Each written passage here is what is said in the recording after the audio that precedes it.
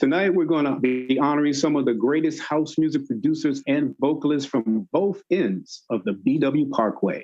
So join me in this special salute to our esteemed honorees tonight. House music producer and DJ Doug Smith from 95 North, house music producer and musician Richard Payton from 95 North, vocalist, songwriter, producer, and jazz festival owner Tracy Hamlin, house music producer and DJ Brian Pope, house music producer and DJ Charles Dawkins, house music producer and DJ Jeffrey C., and house music producer and DJ OG. Welcome, everybody. I'm so glad to see all of you here. I've been wanting to do this for a very, very long time. I think it's long overdue. I have so much respect for everybody on this panel. I want people to know what you've done, your accomplishments, the things that you've contributed to the house music scene, not just in the Baltimore, D.C. area, but nationally and internationally. So tonight is all about you and your accomplishments and what you've done. But before we get started, I have to send a special shout out to my production partner, Mr. Grover Massenberg. Grover and I have produced 5 of these tribute panels, and we're working on some now, and we're going to definitely keep you abreast of what we're doing. But I'd like to send a special shout out to Grover Massenberg and DC Funk and Harmony. So once again, welcome everybody. I'm glad to have you all here. And like I said, this is all about documenting you, your history, and your contributions to the house music genre. Now, one of the things I want to start off by asking the question, I want to talk about your house music origin stories. And I'm going to start off with Richard Payton and Doug Smith. What I'd like to know is, how did you start your partnership, and how would you describe your production process? Okay, and actually Doug will be on in a second here. My introduction to house music occurred back in the summer of '86, and I was shopping a record around. I had made a demo with this little cheesy keyboard that I had, took it to a couple of clubs. Luckily, a guy named Don Baker played it at a club called Triples, and it was like my first time seeing a record that I made and people actually dancing to it, and I was hooked. I was like, it was feeling like I never had before. So I was shopping it around, and someone told me to go to Trax, and on Wednesday night, there was a DJ there named Archie Lucas, and I just went up to him, let him hear it. He liked it. He dumped it onto a reel and he played it. And but when I was there, that was my first exposure to house music, the beat, the vibe, the energy, everything else. And I was kind of drawn into it there. And I tried to make another demo, started working with there. And I also was doing some rap with some buddies of mine from college, Kevin Suber, Mark Barnes. And then later on, we brought Doug on as a DJ. Didn't quite get anywhere with that. We had a couple of semi-close calls. We won a Tommy Boy rap contest and opened for Chubb Rock and a few other things, but didn't really get anywhere. So the summer of '91, I bought another keyboard, the EPS 16 Plus. So we all sequencer. And when I did a demo, a track with that. Let Doug hear it. He said, "Let me write something to it," and he wrote the words to "Shattered Love," and we got some demo singers to sing on it. Eventually got a deal with Strictly Rhythm, and they wanted us to get another vocalist. While we were waiting to get another vocalist, we did an instrumental track. They liked that, and then that's how things started with us in getting into house music production. Okay, cool. Tracy Hamlin, how did you, I know you and I go back to my days at the Classics, and I remember when you were like the lead vocalist for the Irvin Lee Project back in the mid-'80s. So I'd like to just tell us how you made the transition from R&B jazz vocalist to house music diva. So tell us your story. Well, I come from a musical family. I started out doing R&B, and I grew up with Sweet Cookie, rapper from Baltimore. Sweet Cookie, yeah. Cookie is how I connected to Irvin Lee. And then Sweet Cookie had a gig in Norfolk, and her sidekick was unable to do it. So she had me go do a gig with her rapping. My name was Candy T. And DJ Spin was her DJ. So that's how I met DJ Spin. He was like 17 years old. And so when he started producing more house music records, I started doing his demos. And so the first song I did in house was Time and Time Again. And then from there, I ended up doing He Is the One for, it was through DJ Spin, but it was released, it was produced and released by Stacey Kidd on his label. And so from there, I ended up starting my own label and doing jazz and R&B. And in 2012, I came back to doing house music. DJ Spin told me that he had a label, Quantize, and that he was definitely interested in working with me. Very long time. So I went and recorded a song, and I went to him and said, hey, can you remix this, in hopes of him saying, you know what, I'm going to release it. I'd like to release it on my label. And that's exactly what happened. And so in 2012, I started doing house music again, and I haven't looked back. And I've actually lost track of how many singles, I did. I released a house album on Quantize. And then since 2015, I've been working with multiple producers from around the globe, and I've released 1 million singles. And interestingly, during COVID, I had nothing to do but write. I ended up becoming my own engineer and producing all of my vocals. So at that point, I was releasing singles every 2 to 3 weeks. Wow. All right. Shout out to Sweet Cookie. That's my girl too, from back in the day. Let's talk to Brian Pope and DJ OG. How you doing, guys? Why don't you tell us how you all got started as a production team, and how would you describe your production process? Okay, can y'all hear me? Brian Pope, DJ OG, can you guys hear me? Oh, I thought he was going. Okay, start off. Yeah, I can hear you. Go ahead. Oh, okay. My origin is in house music. Probably comes from, of course, from Chicago. That's where I'm from. I started listening to house music probably in 1980. Before it was actually coined house music. I started DJing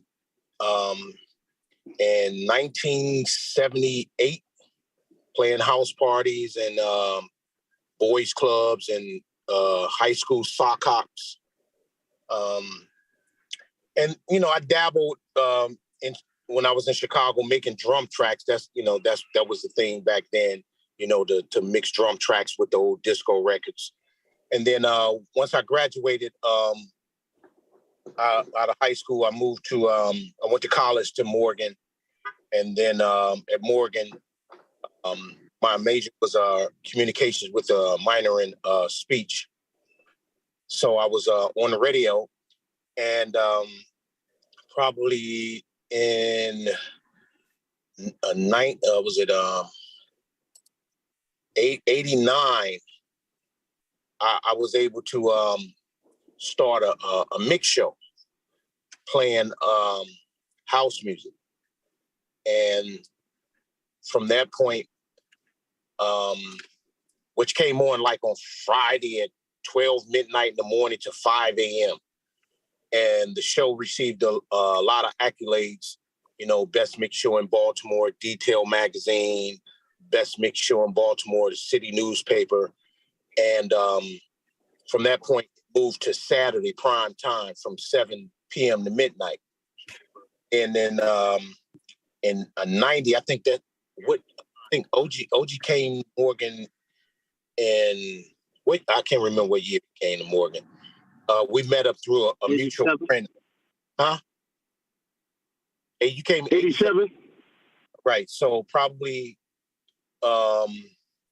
like in 90, I think we or 89, we had a mutual friend, and we met up, and then he started doing mixes on the show, and then we wound up start making records, and traveling back and forth to New York trying to get deals, and everybody say they like the songs or whatever, but they need this, they need that. And so in 91, we just got to the point where we were tired of people, telling us how they want our records and this and that. And we started our own label. And then the first release was a record that OG produced. And that's when we started, Poggi Records. So OG, can you hear us now? OG. I can hear. Can you hear me? You got you got anything you want to contribute to that? Your origin story? I mean, he pretty much covered it. Except that Pope and I, obviously, we're from two different places. We kind of met in the middle. I'm originally from Brooklyn, New York, and came to Morgan, as Pope mentioned, around '87, which for me was like the really beginnings of house music. It was just like, real popular. At least that's when I fell into it, in New York. And I was deep into it. By the summer of '87, we was clubbing hard in New York. It was several house venues, several house DJs. Larry Levan was still DJing at that time. And so when, by the time I got to Morgan, it was just a good time. And Baltimore did have a house scene, so I knew that I could make it here. And as folks said, our paths would definitely cross, and I suppose the rest is history. Okay, cool. So Jeffrey Shee, I know you from being part of the competition when I was at KOS, you were at PGC. Just give us like your origin story. I mean, I know you had your gig at PGC and you did radio, but just tell us how you got into the whole house music thing. Well, my origin story began well before WPGC, and actually before WEBB. I got with them in 1983. I started into house music, and we called it club music at the time, probably in 79, 80. And that included stuff from on the Prelude label, West End Records, and Sam Records. So the records like that coming from New York. And I started listening to it. And I started really liking it. Of course, I was doing hip hop at the time as well, but I also liked that four to the floor music. And I kept listening to it and other kinds of music, but I really got into it when I went to Odell's in 83, 84, where I saw Wayne Davis and then later on Tony Fashaw play. And that's when I got really, really hooked, because it was no longer about the song or the beat, but it was about that feeling I got internally when I heard these songs. So that's what really got me into it. And I've been into it ever since. Even with the other genres of music I was playing, I still had that love for club music, later known as or marketed as house music. My first production, or should I say, was in a song by Trace, Trace. He's from Maryland, and it was on a label, Biss Records. And that is from, also based out of Maryland. The song is called You Don't Call Me. And I did edits on that. And then later on, I went to do a couple of edits.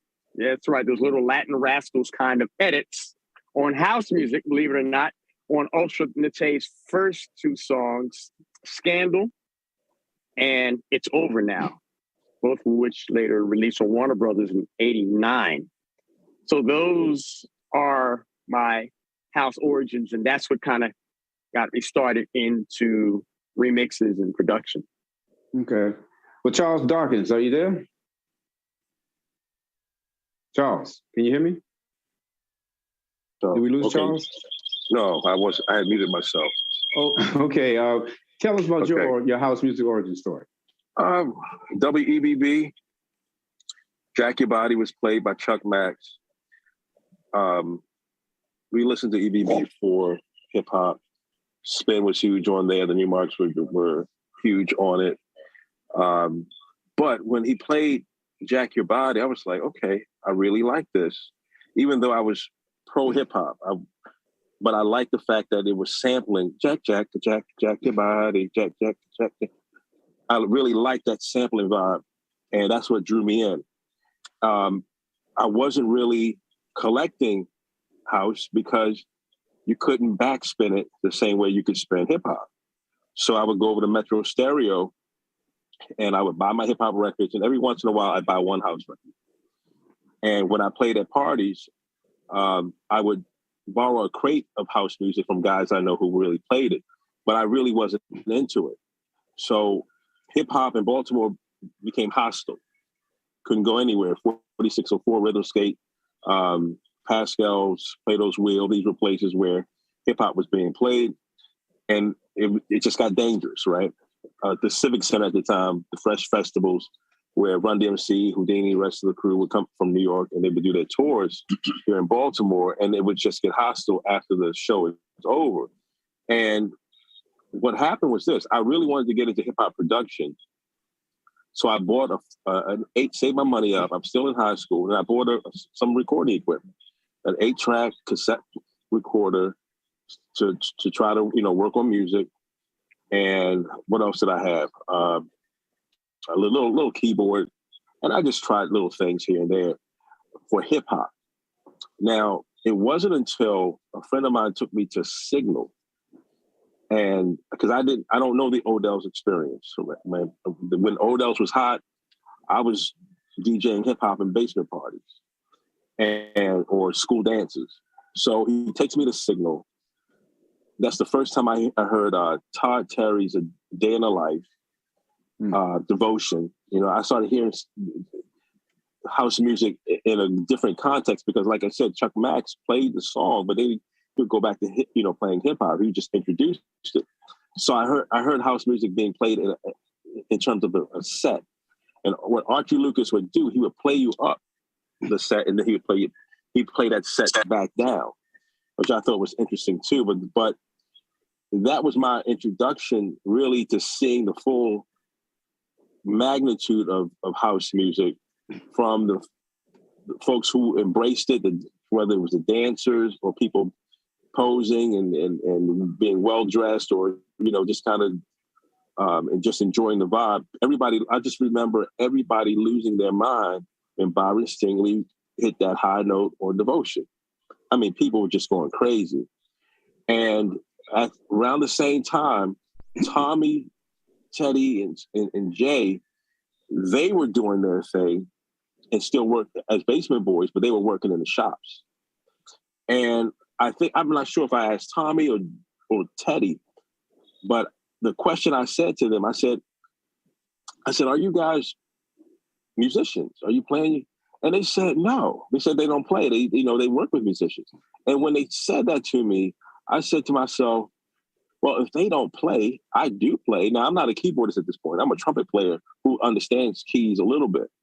So I said, well, I understand keys and I play a little bit. I said, well, if they can do it, then I can do it.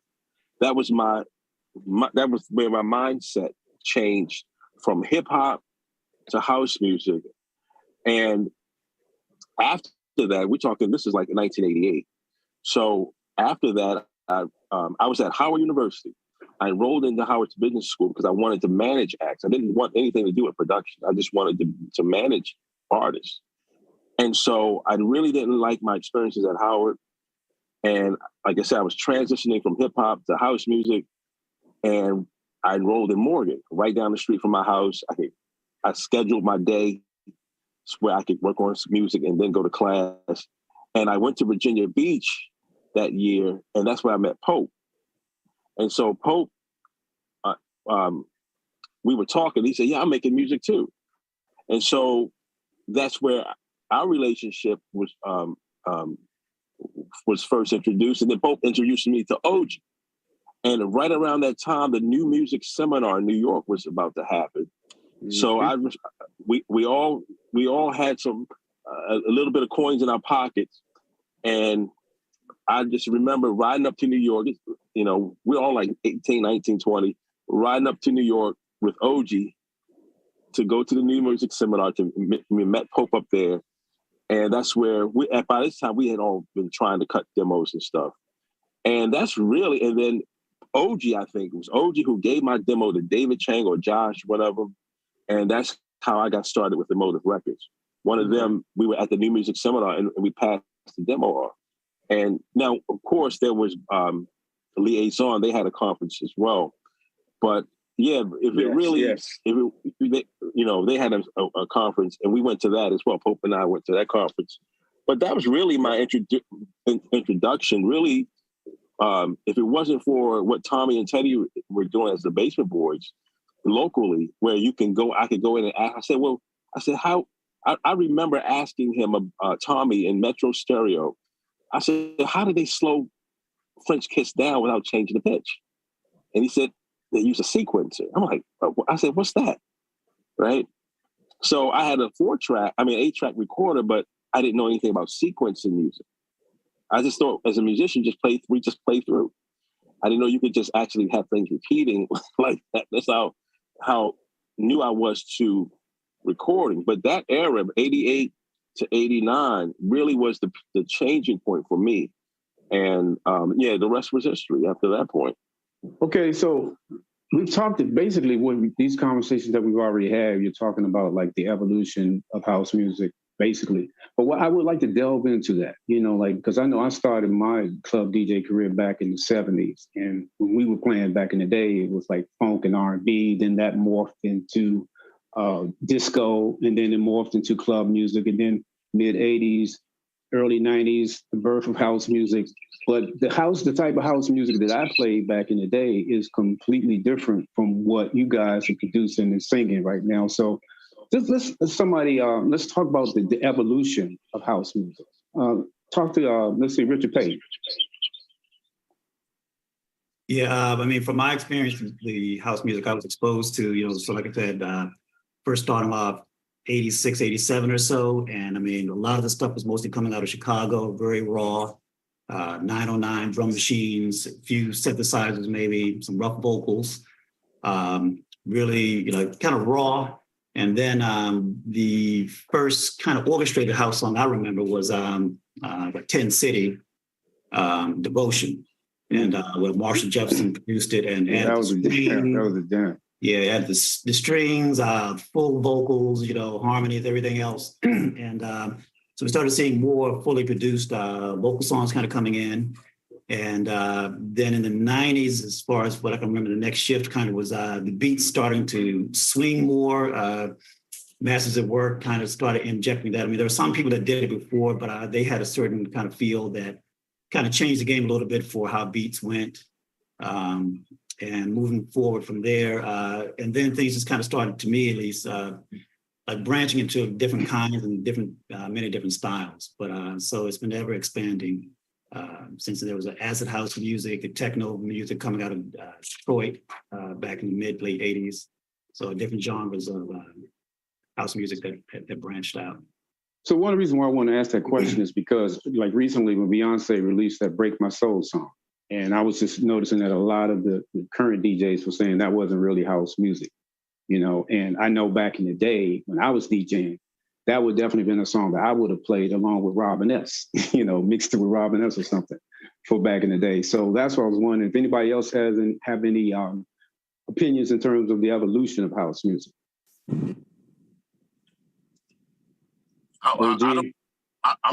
I'm curious to hear what when you say folks say that that's not house, then what is it?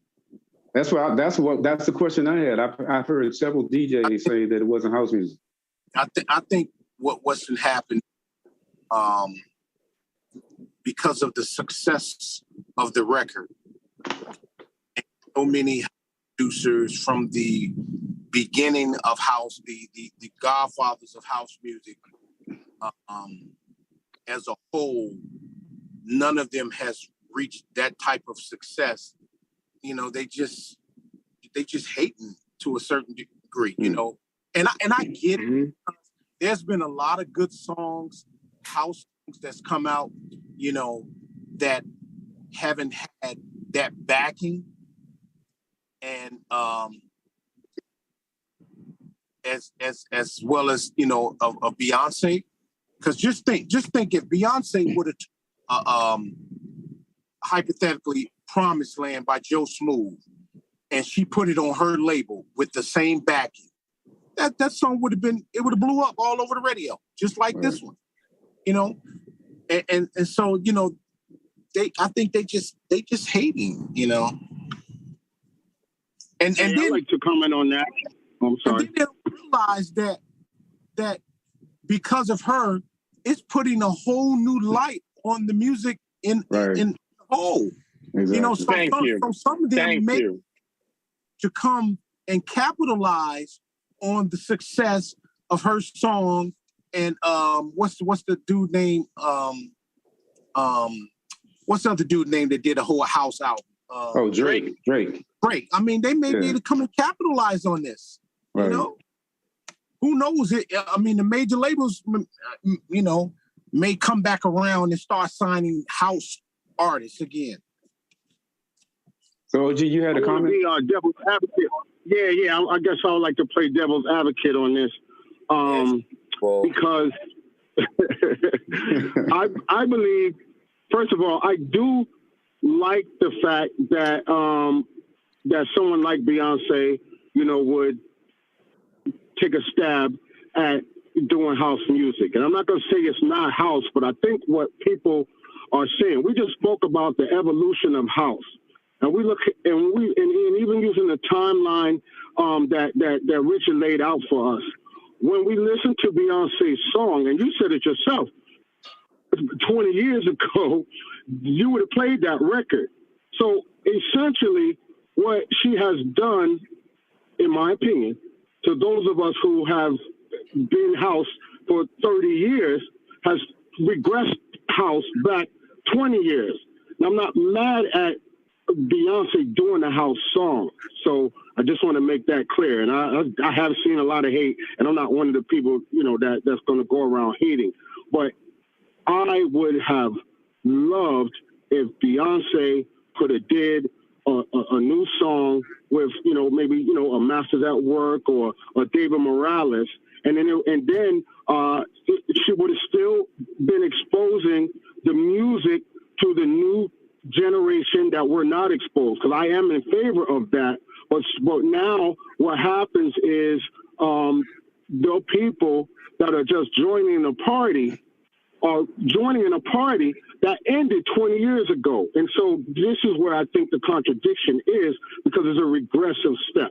I'm not mad because it's Beyonce. I just think that this particular track is regressive. And so when I'm playing, you know, when I'm playing my music or anybody on this phone's music, and if somebody's going to request that song, it doesn't fit into my set. You follow me? So that, I mean, that's my take on it. Okay. Well, I'll tell you what, I'm looking at this panel, and I know that every single person on this panel has either owned an independent record label, has been signed to an independent record label. So I'd like to talk now so people could get an idea of what it's like to be in the record business now, especially on the house music side.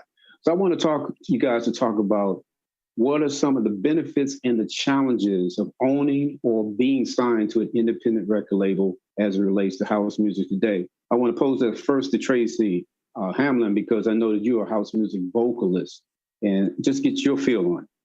Yes, before I go there, I just want to piggyback on the last question. I feel like if you talk about the evolution of house music, you also have to talk about the evolution of the music industry. And I think that so many people want to be famous, and because of social media, they are gaining fame, that people are just, I call so much of music now, I call it gumbo. And I think that so many of the genres have lost their authenticity because people just want to be famous and they want to just try to do something different. So the key element of most genres are just lacking. And for Beyonce and Drake, while I think it's great what they've done, they absolutely have given a spotlight to house music that wasn't necessarily there.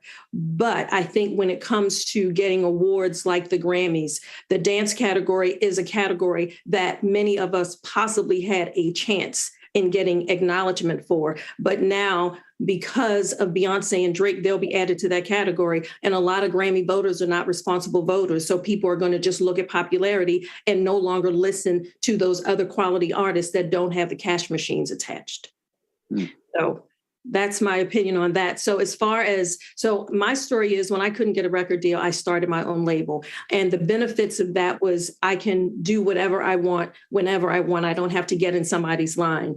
And the downside is that not having that cash machine has not giving me opportunities that I could really, really benefit from. So for me, I just had to create my own destiny. So, I started my own label. I had 5 albums. When I couldn't get, when I wasn't getting booked for gigs, I became a promoter. When I didn't get booked for jazz festivals, I started my own. So, I have the freedom to do what I need to do. And as an artist from performing rights organizations like Sound Exchange, I not only get royalties from being a performing artist, but because the majority of my music is recorded on my label, I also get an additional paycheck because I own the masters. So there's, it's an upside and it's a downside. And, I think that it has definitely hindered me getting opportunities, but I'm embracing it because I have the freedom to do what I love. And because I'm a versatile singer, record labels, they want to pigeonhole you. They don't want singers that have versatility like I have. So doing my own thing allows me to do what I want when I want. Okay. So has Doug Smith joined us yet? Richard, is he here? Yeah, he's on. Yes, okay, Doug, I'm here. Hey, Greg. How you doing? Good to have you aboard, man. Did you hear the question? Yes. What are some of the benefits and the challenges of owning or being signed to an independent record label as it relates to house music today? And welcome aboard, brother. Oh, no. Thanks for having me. And peace to everybody in the chat. I think my take I come at it a little differently because I don't do it full time and haven't really done any music lately. But the sense that I get is that in some ways, this music is disposable, meaning that it's not music that.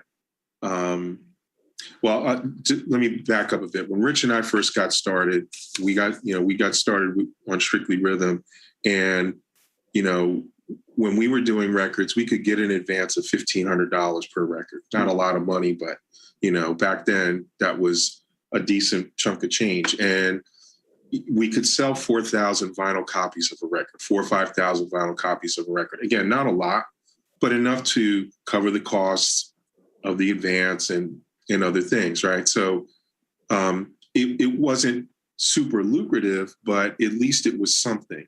Now, you are lucky to sell a few copies on TrackSource, and maybe your record is hot for a couple of weeks, with some exceptions. And the money that you bring in is a fraction of what we used to make 20, 30 years ago. There are any number of reasons for that, right? You can blame, streaming, you can blame Napster, you can blame, just the price point for MP3s. There are any number of reasons, but the reality is that it's not a money maker. And so really where the rubber hits the road, I would defer to Pope and OG on this, but my sense is that for the producers, the music is more like a calling card for you to get gigs, because that's where you make your money. Or your hope is to maybe license your music to a compilation, right?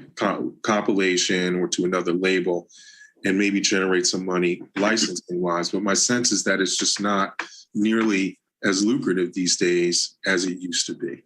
Again, I don't do it as a full-time thing, but I'd love to hear what Charles and Pope and OG think. I'd like to jump in with that.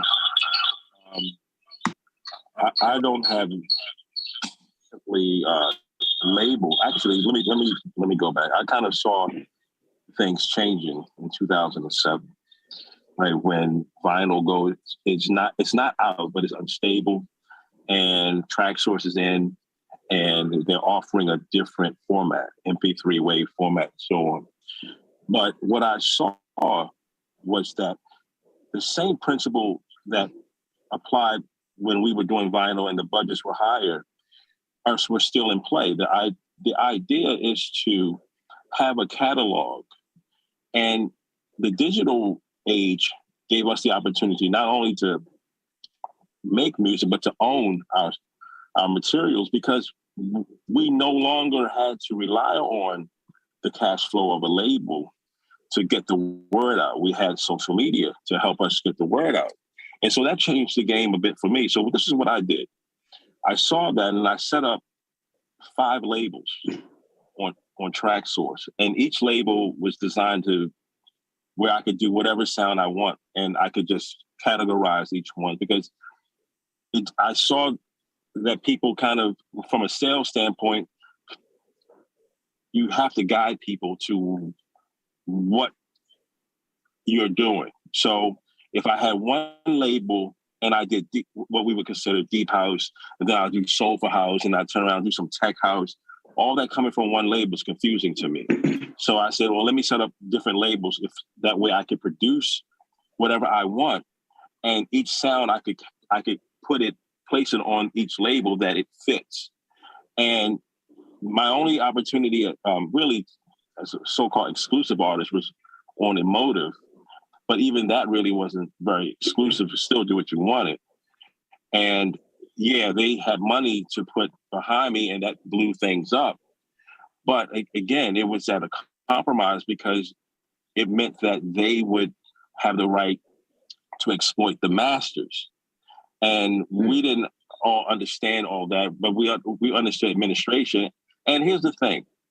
If it's okay that someone would have the rights to exploit the masters, as long as you're getting your fair share. And they are the ones investing in your masters, so they would want the lion's share anyway. I get that. I understand that. And I worked with Strictly Rhythm, same thing. And Strictly Rhythm has done a great job for me in terms of licensing, having some of my stuff put in movies and everything. They had a great licensing machine. So there was a lot of benefits there. The only area that I fault the independent labels for is trying to really A&R when they really weren't. To get the most out of an independent label, you have to develop yourself. Independent labels don't really have the budget to develop an artist, to really take them and shine their skills up. Major labels can do that because it's a larger machine. But the relationship between an independent artist and an independent label works best when that artist knows how to develop themselves, and then there could be a better opportunity for success with that. But back to the point of owning my own, fast forward to today, I don't own the label. I also started my own website, earthshakerdigital.com, because I saw another thing happening to me. TrackSource being the only soulful house website. And I said, well, if I get back into this, because I hadn't produced records in about 10 years, I played on some stuff, but I really haven't produced anything. I said, I want to get this website going, because I think this is the future for me. For the things that I'm trying to do musically, I need my own website where people can go and they can purchase. And the process, I call it artist direct. You have Bandcamp and all that, which is fine, but it's not quite, it doesn't have the tools that I really want, which is to be able to have total control of the front end, total control of the back end. And so I just paid to have my website hosted. And so I offer my own labels. I offer my own website, and offer myself as an artist. I sing as well. I play keys. So it's a lot more to it for me at this point. And the way I see it now is this. Being older, now I kind of look back and I understand the mistakes that I made. And I think the one mistake that I made was this. Well, 2 mistakes. Number one, I thought it would last forever because we were like 19 and 20. The interest, we didn't expect the game to change like that. And 2, I didn't look down the road to retirement, right? Mm. So if I could have done it differently, it wouldn't matter who I worked for. I would have never touched any of that income. Doug mentioned earlier getting $1,500 for Strictly Rhythm. We all had that was the going budget, $1,500 to $2,000. If you were lucky, you had some connects. I mean, I've gotten as much as $5,000 for or more for songs just because of different connections, and right? It's just how they were doing things sometimes with New York, and just how bad. It depends on how bad they want the record. But the point I'm making is this: had I saw or thought about retirement, I would have kept a regular day job, right? And then let the music income, put that in a totally different account, and just let that accumulate over 30 years. Just keep making records and just treat that as an additional retirement account where you just don't never touch it. And so I said, that would look different if I would have done that back then. So I experimented with it last year to see what it would do. So I teach, I teach for Baltimore County Public Schools. And so I don't live off music income. And so I can just let that money sit. And I'll be honest with y'all about the numbers. When I started it last year, I probably had a few thousand in. This year, I'm probably up to about $15,000, just over a year, just between my website and TrackSource and playing keys here and there, anything music related that I do. And I said, okay, this is really the better model, where because we're independent artists, in some cases, yeah, we need to be able to do some things full time. And if you have that opportunity, that's fine. But honestly, as independent artists, you can keep your day job, have that on the side, and let that income accumulate over time. Don't touch it. Leave it alone. Just as if it doesn't exist. Keep it separate from your day-to-day income. And like I said before, I'm experiencing this thing differently because of how I'm now seeing the music. I'm seeing it as a retirement piece more so than just looking for the big break. So I don't worry about Beyonce, selling records. I don't care about that. To me, okay, I look, you know what I mean? I look to develop my own fan base from that standpoint. Yeah. Okay, so I'm going to switch gears here because the title of this panel is called The Hidden Figures of House Music, the DC Baltimore Mix. And I want to talk about the DC Baltimore mix. I just remember back in the day, even when I was DJing, I used to make the pilgrimage from DC to Baltimore just to hear Wayne Davis play at Odell's. That was the thing to do. And just from a DJ standpoint, and I know all of you have either played in DC clubs and Baltimore clubs, and Tracy, I know you're part of that whole scene too. Can you just describe the differences of playing in Washington, or living in Washington and living in Baltimore, or DJing in Baltimore, or are they the same to you? Anybody want to take that question? Is there any difference between the two cities? The vibe. I could. I could say something with that. I've played in both Baltimore and DC, and in all the years I've been playing, it's easier to break new music in Baltimore. At least for me, it has always been easier to break new music in Baltimore than it is DC. DC, you have to try a little harder. You have to play the record a little more. You have to sandwich that record in between familiar songs that people know so it could kind of catch. But Baltimore, I could just play something. I could do something like the morning of the party and mix it down at the bar, then play it at the Baltimore party, and people will embrace it immediately. And so that's always been a challenge. I like the diversity in DC, so I could touch on more genres or maybe more subgenres of house because of the diversity. So there's definitely some differences in the cities, but definitely Baltimore, I could break music more so in Baltimore than DC. So anybody have any input to that question? Yeah, I like to talk on that because my experience has been the exact opposite of what Jeffrey just described. Jeffrey, to your credit, I think that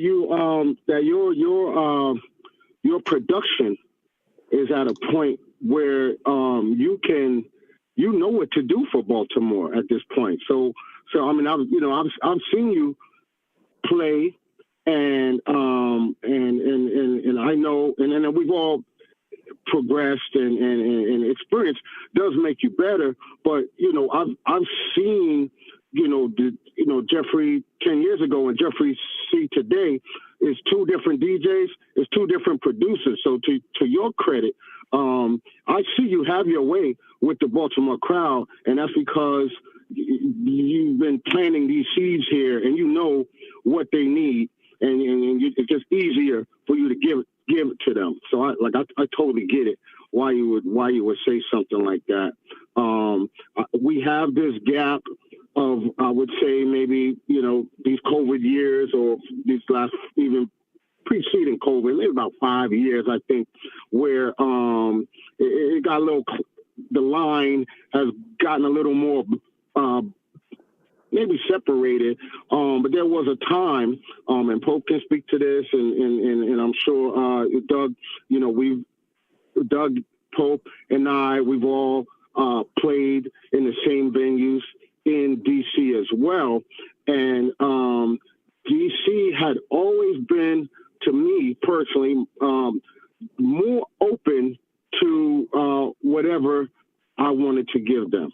Baltimore, they like their house the way they like it, the way they heard it from the last DJ that they heard, and that was kind of like where they at. There wasn't as open-minded as the DC crowd. And Jeffrey did speak to the DC's diversity. There are people there in DC from all over the world. Plus, Baltimore clubs was closing at 2:00. We're just getting started in DC at 2:00. At some places, that we played at in the past, and man, it just come out with the intention of having a good time. I've had people of all ethnicities and races. Just man, they'll throw money on the mixer in DC. These are past experiences. They ain't happening in a long time. But it was just a thank you for giving us, something out the box. Like so, and I'm gonna pass it on to Pope and hear what he have to say on that topic. Okay. You can hear me, right? Yeah, go ahead. Yeah. I have the same type of experience, OG. I've also had the opportunity to have residencies in Baltimore and DC. I played at clubs I played at the Clubhouse. I played at Odell's, so I can go back, and my experience is DC. The sounds are different too. Baltimore is more, just like Jeffrey said, they're more. A lot of it's forward to the floor, but in Baltimore it's a little more harder. In DC it's more softer, and when I say softer, meaning it's more soulful. And like OG said, you can play whatever. You can go from a doggone 10 City song to a Femi Kuti, and they'll go crazy, Whereas Baltimore, it's like it's like it takes a lot to break a song, and then Baltimore, of course, and I'm pretty sure this probably in every city, but I've only been in Baltimore for more than half my life. It's a lot of clicks. If this particular DJ is playing this and these people like this sound, if they come hear you, they want to hear what that DJ played, And if you play something that they don't know, it's like they're going to get off the floor. So I think DC is definitely more open to new music. Okay. Well, I'm going to switch gears right now because I definitely want to take this time to congratulate Tracy Hamlin for all the stuff that she's been doing recently, the success she's had. Last night, she performed for Senator Mark Warren from Virginia, and she just recently performed with the legendary Peabo Bryson. So congratulations, Tracy. I want to pose this question to you because I know that you were the former vice president of the Grammy Charter in DC. And you and I had this conversation and you were telling me about this controversy that you had with trying to establish a house music category or something like that with the Grammys. You want to talk about that? Yes. So after I was vice president of the DC chapter, I was a national trustee for 4 years. And being a trustee afforded me the opportunity to be on multiple national committees. One being awards and nominations, which is where you present proposals to add categories, change definitions, delete categories. And so about 2 years ago, I called on many folks in the house music community, like Pope and folks from Chicago and Crystal Waters and Alternate, and they helped me to comprise this proposal to try to get a traditional house music category added to the dance field. And it was a lot of work. The presentation that we came up with was absolutely amazing. We had it put on multiple eyes just to make sure that we crossed all the T's, dotted all the I's. And when it got to the big room, I was told by many people in that room, not us, but them, basically the proposal didn't have a chance because going in, there were people on the committee that were opposed to it for whatever reason it was, but those were people that were from EDM. And because I broke it down clearly, there were some folks insulted because my whole, the whole argument that we created was about Blacks creating these genres and then whites taking it over. And it had some serious truth contained in the proposal. And there was a Karen in the room. And she started, and she basically, when you submit a proposal, you need to include as many signatories as possible, people that support it. So we had incredible names from the house music community, like, we had Nile Rodgers, Dion Cole, we had Martha Wash, Linda Clifford, Barbara Tucker, everybody. And when the proposal was introduced, she told the room that there was a lot of signatories on it that said they had no idea their name was in there, which was a complete lie. And then a couple of other comments was made, and she just erupted. So they went to call the question. So there was minimal discussion on the category, and they had to go straight to the vote, and it was voted down color lines.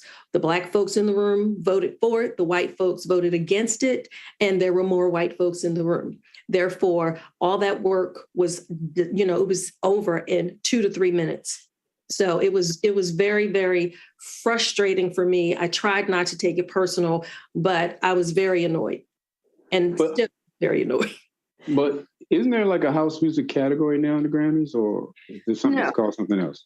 So it's a dance field that has electronic dance music, that covers electronic dance music. And in this field, and this alludes to when I earlier spoke about people that are not responsible voters. So in this category, the folks that really get the shine are the EDM folks. And they've made their careers on the backs of folks from the house music community. Right.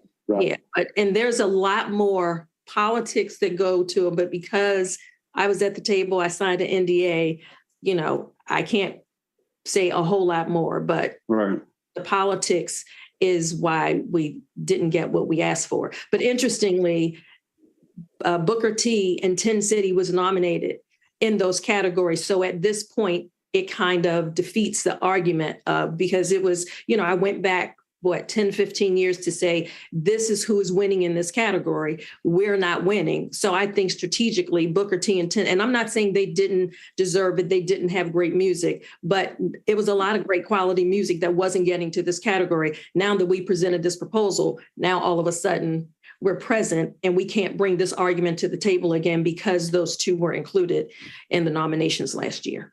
Wow.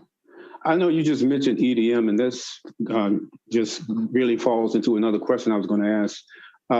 I did some research. I don't know for sure how these numbers line up, but these are the numbers that I found. I'm just going to read these off to you because I'm listening to Doug saying that he got $1,500. They got $1,500 for their first single, and I'm just looking at these numbers here. The top 5 highest paid DJs in the world in 2022.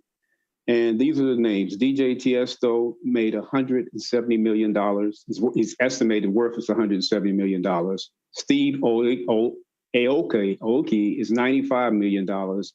David Guetta is $75 million. Alex Paul is $70 million. Andrew Taggart is $70 million. I'm just trying to figure out, how do we go from 1,500 to 170 million? It's absolutely a race thing. It's not that just this genre. I mean, you look at, right, you look at, I'm talking about jazz, for instance. You look at Gerald Albright, Kirk Whalum. They make nowhere near the money that Dave Koz and Kenny G makes. And I mean, I can go from genre to genre to genre, and the money that folks get, Black folks are on the side where they make a lot less. White folks are on the side where they are just killing the game. And anybody else want to comment? I mean, it's the same thing's been happening throughout history. You got the pure, unadulterated version, and then you got the watered down version. And unfortunately, more people relate to that watered down version. And that's why they can get Vegas residencies and, almost $1 million a gig at these big festivals and everything else. It's not music that we like. It's not music that people who like the kind of music that we like. And they just take it, and then, contort it into something else that is marketable and digestible. And unfortunately, there's a huge audience for it. They wouldn't get that money if there wasn't an audience for it. I mean, that's just the bottom line. And so Doug Smith, you had this, Doug, you had to split that 1,500 with Richard Payton. So let me hear what you have to say. Yeah, oh boy. Yeah. So, I mean, again, this is what, 30 years ago. So, right. These were sample tracks. And so, I was just happy to get some money for doing something. I had no, I never thought about the possibility of getting any kind of money for any record. So I was happy. But, to Richard's point, I mean, if it sounds racist, oh well, but it helps to be white. Being white helps a whole hell of a lot. And I'm sorry, there's just a long line of history that shows that when a white face does Black music, that person, generally speaking, gets more notoriety, more exposure, more money. It just is what it is. If you take a look at these guys, a lot of them started playing the music that we play. David Guetta, Paul Oakenfold. Like Paul Oakenfold was at the Garage in New York with Larry Levan. That's how he got exposed to the music. They all started playing the music that we were playing, except they started playing stuff that was more appealing to, a lighter audience and people that didn't want to hear Black sounding music. And so, there was just sort of this fork, and I know for me personally, Rich and I could see the fork. Back in 1998, we could see it. When we were doing it full time, we could see what we had to do. It was either continue to make the music that we enjoyed making, or we could make other stuff that was not really what we necessarily enjoyed, but stuff that we knew might be popular and might put us on a path where we could, get more gigs, make more money. And, we chose not to go that route. There are consequences for that. But, I don't know that I don't know that this phenomenon is unique to house music. In fact, I know it's not. To Tracy's point, it happens in jazz. It happens, in dance music, maybe less in hip hop, but even in hip hop, you see examples of this. People starting using, music that sounds authentic and then somehow making a transition into something else. There are any number of examples of that. So, it's I hate to say that it is what it is. It's disappointing. I would love to have $170 million net worth. I suspect if I had that, I wouldn't be on this panel. But I will say this, and I've said this to a bunch of people that, it's important to me to be authentic and play what I like to play. And I don't want to have to compromise my style or my sound for anybody. And if that means that, I don't get to play these huge festivals, I have to play a small club here or there, that's fine with me, because I want to play what I enjoy. It's what makes me happy. And ultimately, I didn't get into the business to be a superstar. I got into the business because I enjoyed playing music and, had the chance to make music. And being a superstar, that would just be a side benefit, but that's not what motivated me to be a DJ or a producer. It's because I just like to make the music.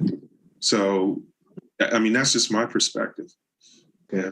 Well, Doug, I know that you weren't on the line in OG, and some of you other guys weren't on the line when I was talking to some of the other participants, because I was going to tell you that I want to ask this question that I know is a very, very difficult question for you all to answer, because you have created so much incredible music. But the question is, what are your top 3 career-defining house music songs? They could be songs that you produced or you were part of that were either extremely popular, or songs that you personally liked, or songs that helped you grow as a producer or an artist. But just what were your top 3 career-defining songs? I'm going to ask everybody this question, but I'm going to start off with Jeffrey C, because he already said he already had his down pat. So Jeffrey, kick it. I have to say, my first one back in '98 on Atlantic Records, Aaliyah, One in a Million, number 2. Oh, you did that? Billboard you did chart. That? Oh, yes. I didn't know that, man. Wow. So that was definitely a career-defining move. It definitely put me up to another level where I started to be known not only locally, but nationally, internationally as well. So that really helped put me on the map. Thank you, Johnny D, for that. And also more recently, very recently, I have to say Yo Barnum, and even more recently than that, This Is Hot. The latest, the 2 latest ones on Quantize, especially This Is Hot. I'm really still surprised that it's taken off the way it did. That's really has taken things up to another level for me, and it still is right now. So really happy about that. So those are your top 3. Those are my top 3. DJ OG, your top 3 career-defining house music songs. Yeah? Jump up in the air. Sorry about that. Can y'all hear me? Yeah, we can hear you now. Yeah. All right, cool. My bad. So I think I heard Charles in the background being acting a fool. Top 3. So the record that I think I heard Charles singing in the background. Although I don't think this is, the best, greatest all-time production, but it's significant to me and to our label, because it was the first record on our label, which allowed us to continue. And so that was called Original Man, but it's definitely not in my top 3. I think the biggest record that I've ever done was a song called We Lift Our Hands in the Sanctuary. And it's interesting because there were at least 3 people here on this panel that were a part of that fabric. The DC Sanctuary, and Pope and Doug, we all shared residencies at the DC Sanctuary. But when the now deceased owner of the DC Sanctuary, Dorian Smith, approached me about starting this groove in DC, he had a vision. He wanted to have a nightclub. He wanted to have a label that was associated with the nightclub. And so he, pretty much commissioned me to help him with both things. And so I wrote this song. Charles Dawkins actually played keys on that. and it was through Pope that the artist Una came to me, and or he hooked it up, and so yeah, I mean everybody almost on this call played some role in the success of that song, but that was definitely one of my biggest songs. Let's just say that I'll call that number one. Fast forward, I don't know how many years later after that, I did a track actually called Esteban, which just, I don't know, it just spread like a wildfire, and it was more. It was hot. It was definitely on a tribal tip, and DJs like Joe Clausell who were very instrumental in blowing that thing up. And then fast forward, moving in the decades, I think that let's just say more recently, I did a song with Tracy, which was a remake of a Salon song called Cranes in the Sky. And you never know. Yep. Love that song. You never know what work. Yeah. Love that song, man. So you never know what life or what legs this music is gonna have. I just loved the original of that song. I used to just play it over and over and again in my car, and then I was like, man, so I just gave it the treatment. And then it was Charles Dixon who said, man, you should get Tracy to sing that song. And I was like, okay, I'll ask her. And now we're like three. I don't know. It seemed like it's been 3-4 years ago. I just left the party. They were just playing it.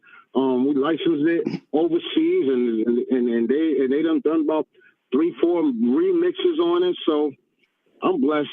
It's just funny because I think everybody in this room is I owe a little bit of something to. So thanks, y'all. So I'm going to go to Charles Dawkins next, but I got to first say, OG, you and Tracy and Richard Payton has this panel got started because Richard had posted a remix that he did of Once You Get Started with Tracy doing the lead vocals, and OG, you did your production thing on it. And that thing just blew me away. And that really was the catalyst for me wanting to really do this panel now because of that song.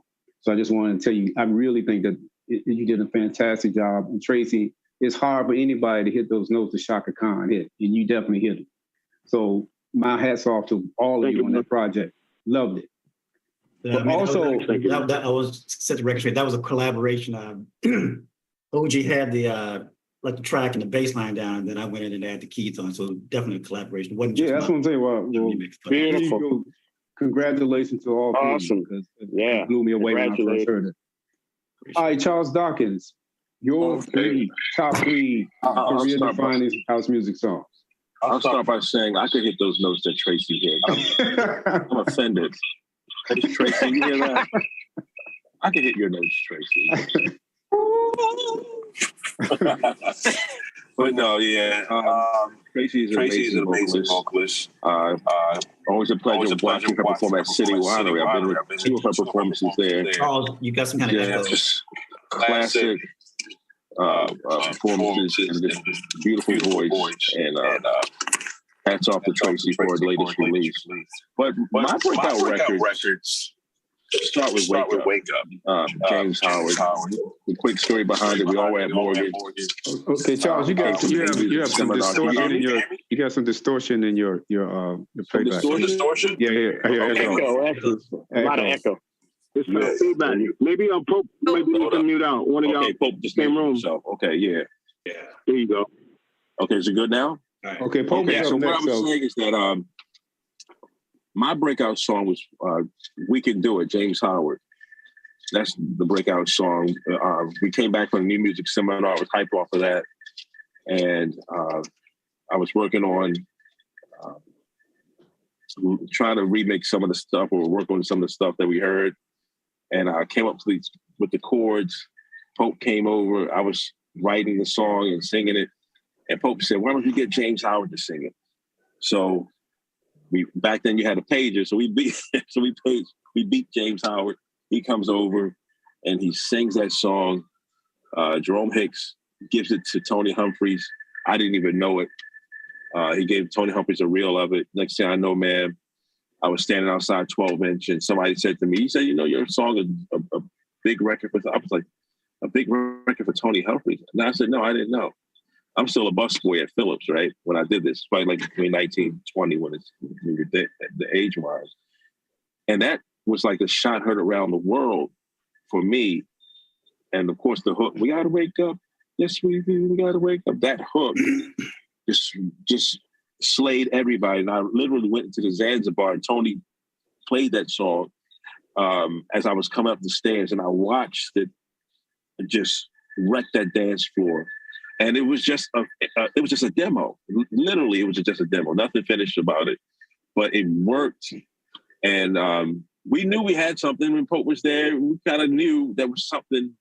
That record was be special. Like I said, Pope suggested getting James to sing it, but we knew it was a special record. Just didn't know how special. And so that really launched me. And then, of course, the pressure when you have something you come out like that. That wasn't my first record. My first record was a record with Lynette Smith called The Weekend. But that record put me in a position where I said, daggone it, what do I do next? Because how do you top a top record? You know, that was the idea. And I would say the next defining record for me would be Only You, Lynette Smith. That was a big record.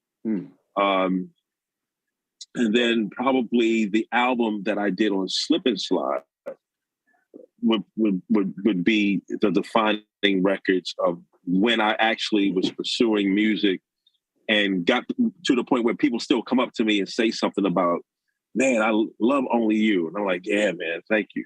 Or Wake Up, or what we did with Sheila Ford and I did on with Journey and different songs off of that album. And if I were to throw in, I know it's breaking the rule, but if I were to throw in one more for the modern era, I would say Ed Ramsey's Smile, because I hadn't really made any records for like 10 years. So Ed Ramsey's Smile, another one that I didn't expect to really do what it did. And so that kind of relaunched me into this modern era that we're in now. Okay. So DJ Pope, your top 3 defining house music songs.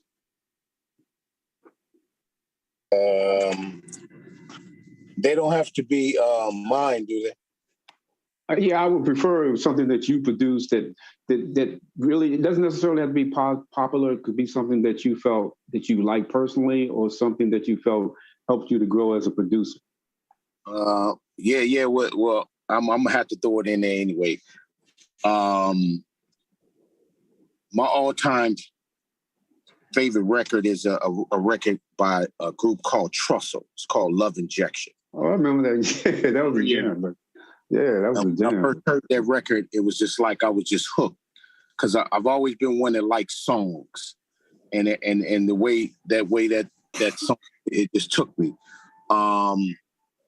The second record would probably be a song that I did with Alternate that went #2 on the Billboard charts, licensed to movie soundtrack called Love is a Drug. And the third song would be with one of my bucket list artists. I did a song with Byron Stingley called Celebrate Me. Okay, Richard Payton, your top 3 defining songs, career-defining songs. I think as far as the ones, and Doug may agree or disagree, the 3 that I would pick that had the most impact on our progression, I would say, would be the first song we did together, Shattered Love, where, as I mentioned, I made the track, and actually I was kind of going for a Gypsy Woman kind of vibe a little bit there, with borrowing a couple of elements. And then I let Doug hear it, and he wrote the lyrics and melody to it. And our first time collaborating, and it ended up getting us to deal with Strictly Rhythm.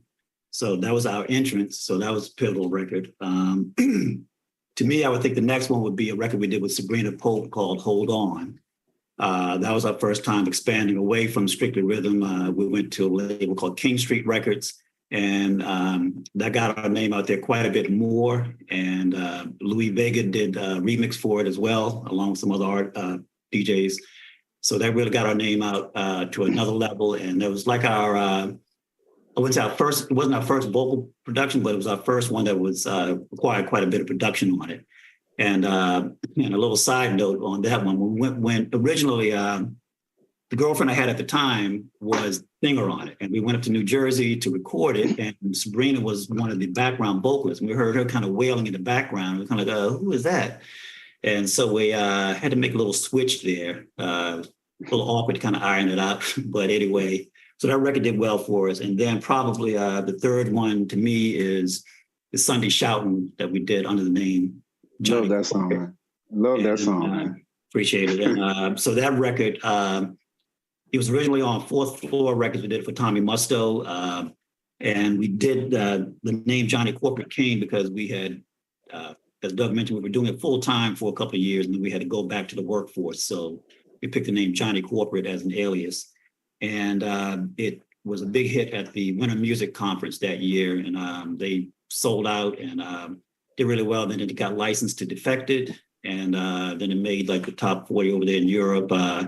MTV Europe had a video for it. I've been seeing on YouTube and different places where they're saying it was using commercials over there and like all that kind of stuff. Got licensed a lot. So that was probably our biggest record, which ironically blew up right when we had gone back to our regular jobs. So we couldn't quite take off and go over there to help promote it and tour for it or anything like that. But those are the three pivotal records to me, at least anyway. Okay, Doug Smith, the other half of 95 North. What are your Well, you already top three finest? He stole one already, so so I'm gonna say. Where's your video? Where's your video? Oh, my bad. So I'm gonna say.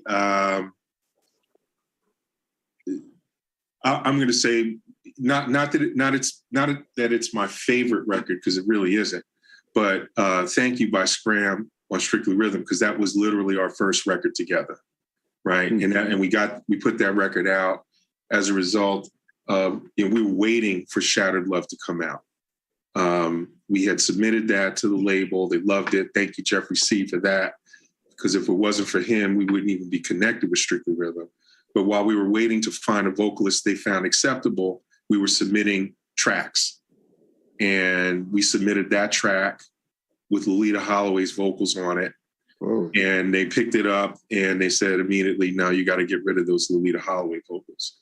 So I'm not even sure who we got to re-sing the parts. They didn't sound nearly as good, of course. But I got to go with that because that was the first record. The second one would be What I Need by Crystal Waters, because that record got us connected with Crystal. And that just started as like a four-bar loop track on my keyboard that we gave to Teddy. And they took that and they added some stuff to it, and Crystal wrote lyrics to it. And that's how we got connected with Crystal. So, but for that, we may not have had that connection, and we may not have been able to work with her on the third album. And then the third one would be All Right by Majan. That's another record. Another one I love, man. Tony Humphries, like Dawkins said, we put the record out.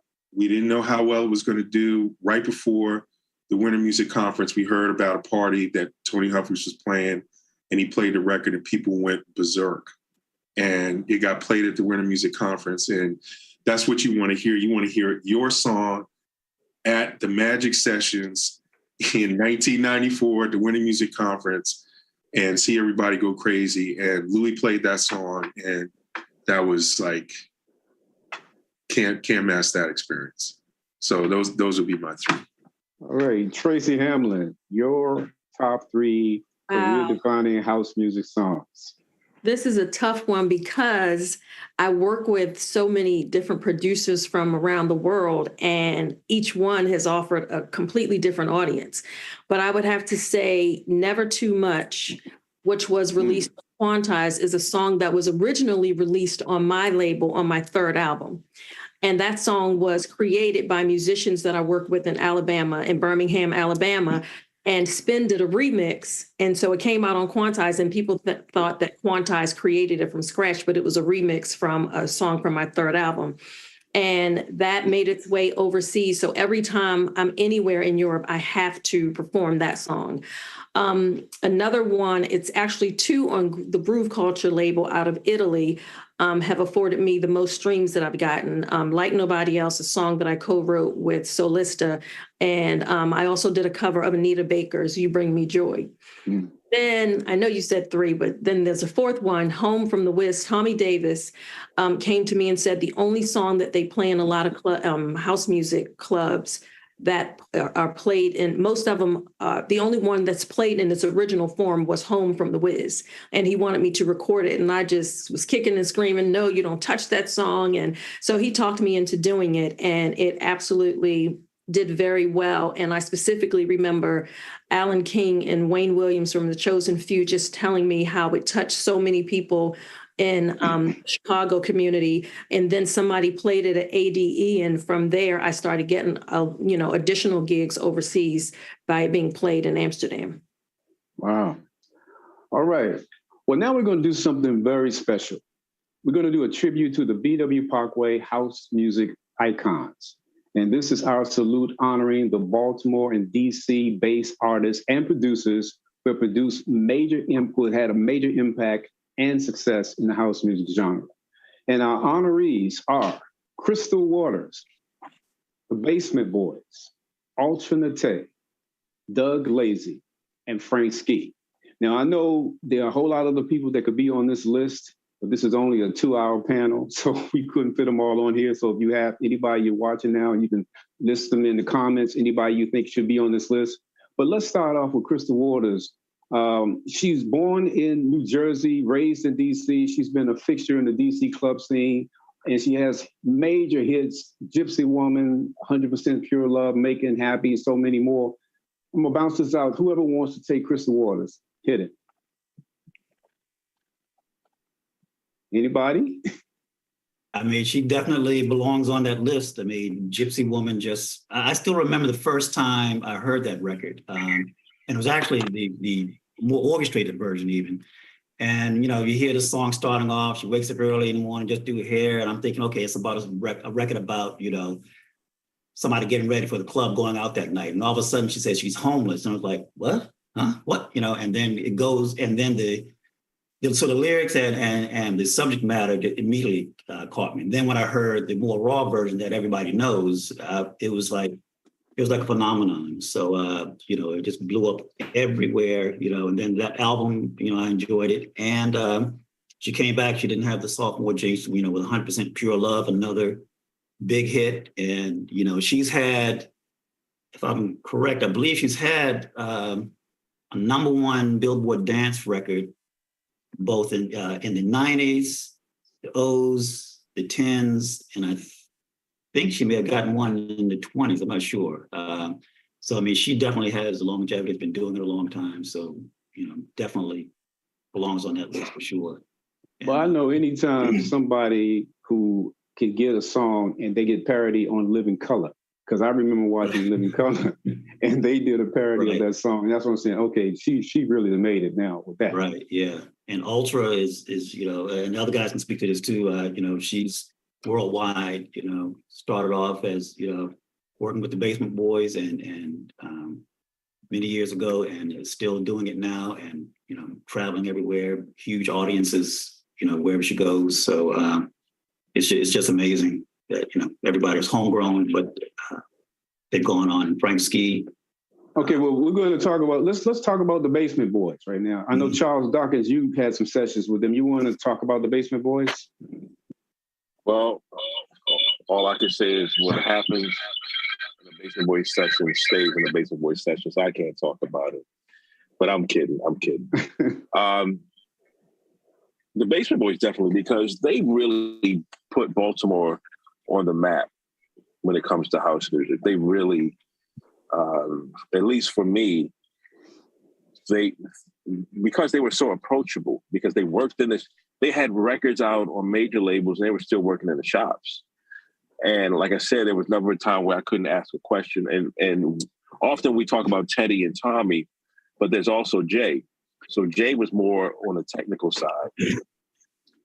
And so I literally would talk to all three of them about all just different things. Teddy was primarily someone that I would talk to about songwriting. He would always say, man, you got to write a song, the importance of songwriting, bridges and all that. He said the song, the story is that's important. Tommy was more about the beats and, the equipment, sampling and, making things hard and rough and tough. And like I said, Jay, I would ask Jay engineering questions. Well, how are you doing this? What gear are you guys using to get your sound? And then to see them go from literally the basement, right, to their full-blown studio with the success of not only Crystal Waters, but Alternate Tay, Mass Order, and so on. They were probably had all locally. I mean, think about the impact of having major label record deals, all the stuff going on at the same time. And like I said, just still being local and still being approachable. So they're definitely, like I said, from my viewpoint, very important fabric for what we do. So anybody else want to chime in on the importance of the Basement Boys to house music? I mean, I just, want to give a huge shout out and thank you to them because they paved the way for folks like me. So I'm grateful for them being from my hometown.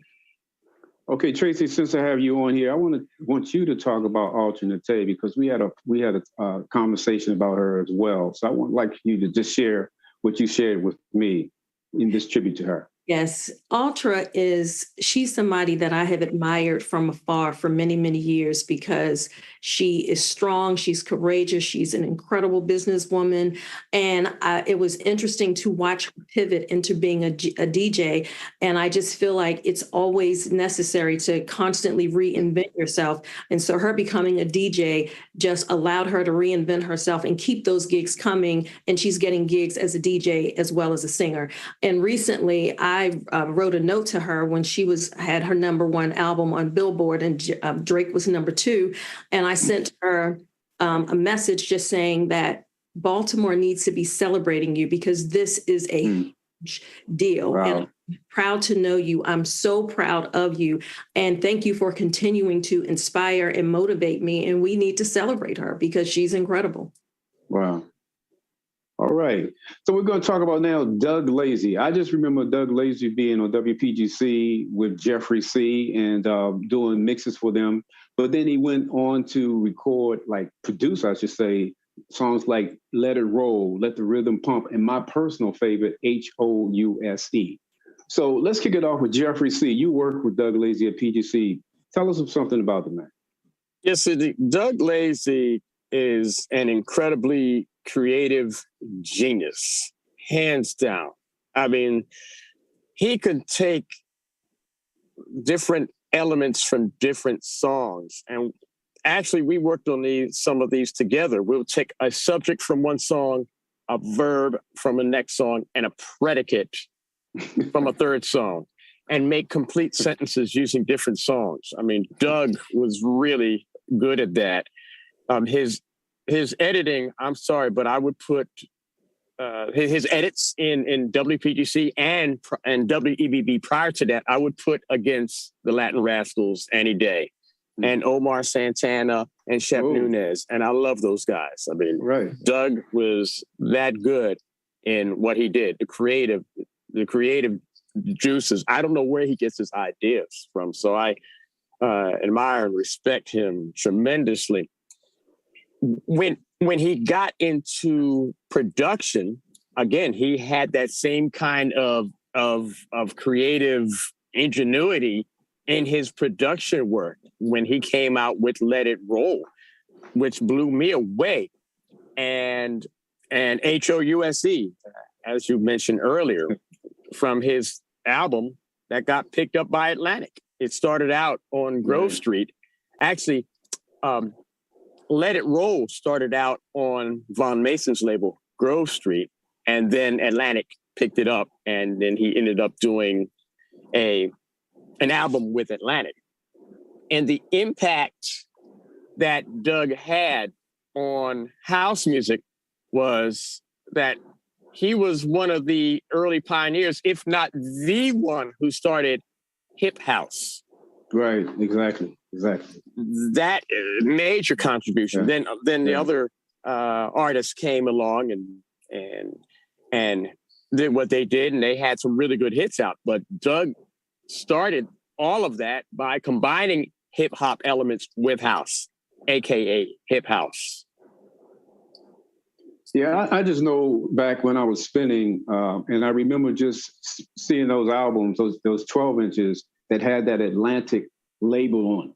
And to me, it just seemed like to see somebody that has gone from mixing on the radio to has signed a contract with a major label, for a house music song, that was huge for back in the day, Huge. So and it's funny, Doug was real quiet. He was really quiet. But then when he got up on that stage to perform his songs, he totally transformed into a whole different person, a person that I never knew. I never knew that side of him until he got up on that stage. I saw another side of him, like, whoa. And he just killed it every time he got on the stage. Wow. Yeah. All right, our next honoree. Anybody got something else to say about Doug Lazy before we move on? Okay. Our next honoree is, go ahead. I'm sorry. Go ahead. Yeah, well, like Jeffrey was saying before, Doug Lazy goes back to EBB days as Vicious V, and his edits were incredible. Yeah. So it was, and even I'll even say this: it was Jeffrey C. and Doug Lazy back on the EBB days that really sparked me to want to produce. What they were doing was just ahead of its time for this area. So yeah, you got to give Doug his credit because, like he was saying, the level of creativity from this guy, you just don't, where does it come from to say, hey, the rabbit kicked the bucket. And I mean, all this type of things he would put in records. Right. I mean, the stuff he was doing was just, so he's definitely, goodness. He's definitely one that I really would like to see do more things because his level of his gift is just incredible. All right. And that's it. All right. Well, our next honoree is Frank Ski. Now, he's originally from Harlem, New York, but he made a major mark in Baltimore and the DC club scene. And he had this song, Doo-Doo Brown, which was a huge hit in the clubs back in the day, and Whores in This House, which was sampled on the #1 single by Cardi B and Megan Thee Stallion, WAP. I mean, that song is huge. And I hope Doug's had saved his masters and got the copyright for that because he's got to be making some cash off of that. But let's talk about Frank Ski and his contributions to house music. Who wants to kick that off? I'll kick it off. I'll say this. I remember Frank Ski being on a DC station, WDCU, I think is what it was. Yeah. And back WDCU. Yeah. Okay, so he was playing the best hip hop from New York.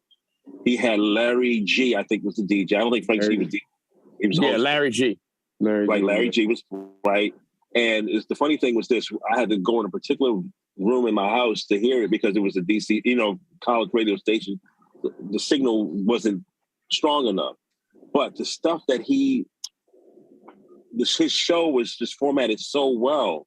And we would just tune in every Saturday to it. And then he would talk about being from Miami and not necessarily too much about New York, but being from Miami. But then he transformed that into a show on EBB. And then he brought his vibe to EBB. And then, of course, he went to V103. And all around this time and with that, of course, the Two Live Crew was hot. And so Frank probably had relationships with those guys in Miami and so on and so forth. But to be honest, we didn't consider that house music. You know what I mean? It was Baltimore Club. It wasn't Right. what we would call But house. was it the foundation for house music? No. I would say it's the foundation for Baltimore Club. For Baltimore Club. It's Baltimore Club. Okay. Yeah. Not house music, because the Basement Boys had already established that. They established the gospel feel, writing songs, the tracks. The Basement Boys had already established that. What Frank Ski established really was that relationship by being that Miami bass vibe and combining it with the Chicago hip house sound and helping to usher in the Baltimore Club. He's not really responsible for Baltimore Club, but he's definitely responsible for getting it beyond Baltimore, because I remember being in New York and hearing his stuff, being in Miami and hearing his stuff, where it's a lot of, at that time period, Baltimore Club was like go-go. It really was very regional. Right. And so Frank gets credit for taking that sound and getting it out of the city. That's what I would give him credit for. Yeah. Okay. Well, like I said, if anybody is watching, if you have any other names that you feel should be honored, feel free to leave them in the comments. Like I said, this is only a 2-hour panel. We're getting ready to wrap this up pretty soon. But before we do wrap it up, I want to ask this question because I don't know. It just seems like I said, when I started DJing back in the day and when I was playing in the clubs, when house music, the type of house music I was playing, it just seems like it's a different type of a vibe. So I just like to ask the question, what is the current state of house music, and is it thriving or is it dying? So anybody want to take on that question? DJ OG, are you there? He had to step off. Okay, Richard, how about you? I mean, there's so much that's out now that is kind of hard to find the higher quality tracks. So let's say it's not dying. I think it's just changing into something else. Those who like it still like it. It's more people still, I think, coming into it. I don't think that it's dying as such, but it just has to figure out how to, move forward in a way that, it can kind of like maybe grow a little bit more. I go on to Traxsource a lot of times, and the records that are like at the top are a lot of remakes of songs, or they just take the original song and put a house beat behind it, as opposed to, working on original compositions and getting the money behind that and promotion behind that to push that forward. I'll let some others, give their opinion, but I don't think it's dying. It just needs to figure out where to go, I think, next in a way. So is Doug still on? Is Doug still here? Yeah. Doug, can you comment on that? I'd like to hear what you have to say. Sorry about that. I apologize. I couldn't get off mute. I think it's not dying. It's just entering another phase, I think, right? And I see I see some some positive things. I will say this. I think production values have increased tremendously. When I listen to the music that's made today and compare it to things that were made 25, 30 years ago, I mean, the production values are off the charts. These are legitimate records. These are not just throwaway tracks, a lot of them. So I think that's great. And in many ways, our music, the music that we make, has global reach in a way that it didn't before. I mean, I think about South African musicians like Black Coffee and the rise of Afrobeat, not Afrobeat, but sort of Afro, sort of sounds over there, and how big it's become there. So I think it's just evolving. I think that it faces the same pressures as other kinds of music, from sort of this new model of streaming, and I personally feel like streaming and buying music online contributes a bit to devaluing it as a product in some ways. It just doesn't feel like the same kind of product that you would buy at a record store 25 years ago. But every genre of music faces that. But I think it's evolving. And I think, say what you want about Beyonce's record. I mean, it's not my favorite, but I appreciate that she's doing it. And to the extent that, her song opens avenues for people like us, I think it's fantastic. When Terry Hunter remixed it, that's great. He got an official remix, not a bootleg remix. So if Terry Hunter gets more work as a result of his work on that song, that benefits all of us. So I think, again, we're just in a different phase, and I think it'll continue to thrive. All right. I'll go. Jeffrey, where you about to go? I'll Go ahead, Charles. Sure. Mm-hmm. Yeah, I'll just say, just when you say it's dying, first thought was to qualify that. Are we talking about sales? Are we talking about popularity? Are we talking about, dying in what way? But without getting too involved in those things, I'll just say that it's generational. It hasn't leaped to the next generation just yet from the standpoint of it dying. So I would say, no, it's not dying. I should just give it the next few generations to find their way to the music, just like we did at some point. Like Doug was saying, in other countries, it's thriving. It's huge. So here in America, it's never been celebrated. Soulful house music has never been celebrated or supported to the degree that it is supported in other countries. So here, yeah, it's probably not necessarily dying. It's just stagnant. It's always been static, here. And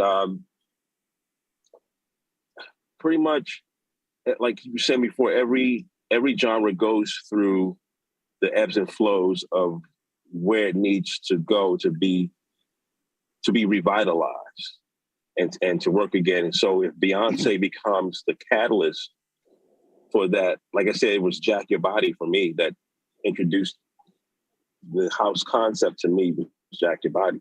So the Beyonce tune could be the same thing that introduces it to others. But again, we're looking at it from an American standpoint.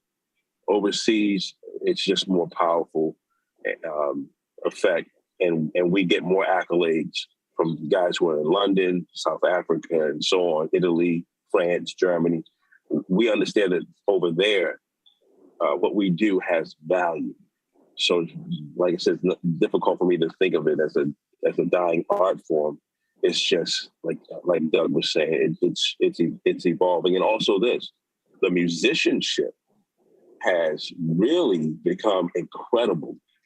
You guys are really using social media to link up with solid musicians. And so the production and the songwriting, everything has gone to a whole nother level.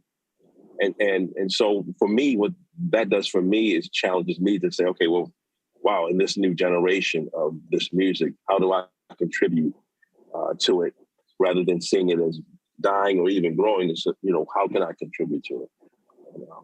I'll let it go from there. Okay. Well, we're going to wrap this up pretty soon. But before we go, I want to tell everyone to answer this question, because I think this is something that people really would like to hear your opinion on.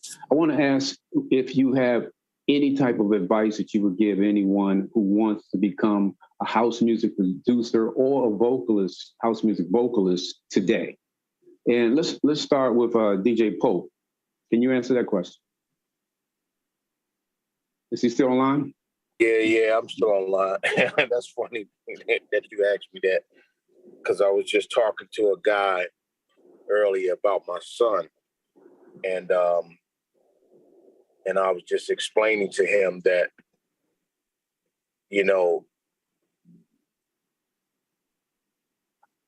it's not like it used to be. 15, 20 years ago, you can make a living DJing. You can't make no living DJing now. It's only a handful of them. and then you got the everybody and your mother, father, sister, and brother are DJs now. You know, Right. I mean, just because it's so easy. It's so easy today. You don't have to have any skills. You know, if you can turn on a computer, you can DJ now. So if I had to give somebody advice on getting into DJing, you know, make sure this, you know, this is what you really want, and also have something other than DJing for you know, something to fall back on. You know, like I told my son, you could take the top 5 DJs in this city that you consider the top 5 DJs, and I can tell you that all 5 of them have something in common. And he was like, "What?" I said, "They all got jobs." It's true. It's true. You know, the only ones, and then it's like I say, it's only a handful of them that are making a living off of them, and you can't even count those anymore. You can't. They're not even in the equation no more. You know, you look at the 5 like if we took the 5 popular DJs in this city, not counting Spin or Charisma, you know, all of them got jobs. And you know, so if you're gonna get into this, make sure you got something to fall back on. Okay, Tracy, what advice would you give to any vocalist that's trying to get into the house music scene today? I always first and foremost like to make sure people understand that the music business is a business. So you need to learn as much as you can. I think that it is very important to study as many artists and producers just to see what works, what doesn't work, and be very much into quality instead of quantity. Because a lot of folks, I know so many folks, they just wake up and say, "Hey, you make what you do look easy. I can do what you do." But I work my ass off. And I mean, for all the years I've been in this industry, if you saw me prepare for a recording, if you saw me prepare for a show, you would be shocked because I'm a veteran at this, but I still put in a ton of time. So I would tell people to never stop working to perfect your craft. I've been in this for years. I still take vocal lessons. I'm always trying to learn and get better because no matter how great you think you are or how great your fans think you are, there's always somebody better. So you have to stay in the game of trying to consistently perfect your craft and be the best that you can. Wow. Okay. Richard Payton, 95 North. What advice would you give any producer or DJ just trying to get into the house music game today? I would say the same thing that Tracy just mentioned, because friends of mine, their kids are trying to break into not in this necessarily house music, but just the music business. And I say that, if you're going to do that, you have to be devoted to it. You have to be working on your craft. You have to study other artists. You have to study techniques. You have to really be devoted to it. If you're really trying to make it, you may have to say, okay, I can't have a boyfriend or girlfriend or wife, whatever it is, if you don't already have one, because if you're really trying to make it, you have to be 100% devoted to it. But the reality is, as Pope was saying, that you still have to pay bills, and so you have to walk that line where until there's very few people that are going to be able to make it, as a full-time artist. And the point isn't to be a star, it's just to try to make a living at it, not trying to get rich. If you can make a living at it, doing it without a day job, you've succeeded. But in order to do that, you have to really grind and work hard, network, because you never know who knows who when you meet them that can set you up for, some break that you need or some position that'll put you in a good position where you can, make a living at it. And if you are successful at making, big living at it, you still need to put money away for that eventual time when your star is going to kind of go down, because, there's only a handful of people who've been able to be stars for years and years. The rest have their cycle and then that's it. So, And as far as getting into house music, the same principle applies, but you're going to need a job because if you're doing soulful house music, because there's only a couple of people that we know who are doing it full time. Hope mentioned Spin, there's a few DJs in Chicago that are doing it, but the majority of people who are into soulful house music have some kind of day job. So, and you can still create, you can still make good music. And if you're liking what you're making, again, that's a success also. Yeah, I remember back in the day when I was DJing at Tiffany's, I was also working a part-time cashier at the Giant. And that's where I would make my money. And then Tiffany's offered me a residency full-time. And I had to make the decision whether or not I'm going to give up this Giant gig that has health benefits and a union and all this stuff, and then go with Tiffany's.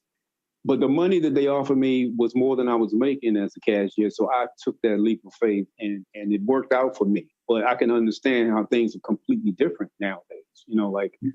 It's times are definitely harder than they were back then. But anyway, let's go with Doug Smith. How would you answer the question, Doug?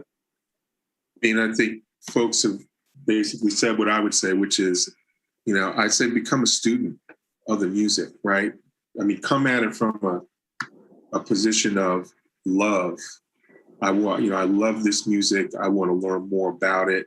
I want to understand the roots of it. And not because I want to be a superstar, right?